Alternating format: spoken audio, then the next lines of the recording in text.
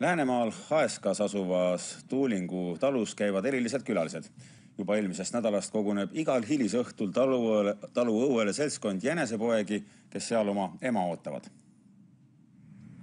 Matsalu lahe ääres asuvale Tuulingu talule pole neljajalgsed külalised võõrad.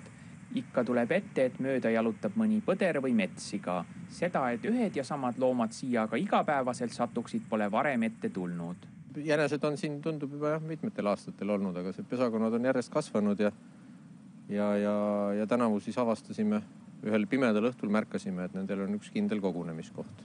Hämaruse lähenedes võib õueservas näha esimest jänesepoega. Tema õdesid ja vendi pole veel aga kohal. Jääme ootama. Peremehe sõnul jänesed taluelu ei häiri.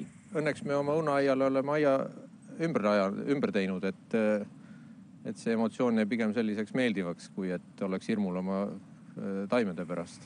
Peale päikese loojumist on ka teised jänesepojad kohal. Alguses oli neid 6, viimastel päevadel aga 4. Võimalik, et mõni neist on langenud saagiks šaakalile, keda Matsalu kandis kohata võib. Pikkkõrvade vastu tunneb huvi ka talu kass, keda täna siiski publiku seas pole. Meie kass naudib seda etendust iga õhtu. Aga kas kass neid ise püüdma ei lähe? Lõpus läheb, aga see on pigem mäng, seepärast, et kiirused on erinevad. Umbes pool tundi kestnud ootamine on lõpuks läbi. Ema on kohal ja kui taluõuel on üksteise rõõmuks joostud mõned piruetid, hakkab ta poegi imetama. Tundub, et pealtvaatajatest jänesed end häirida ei lase.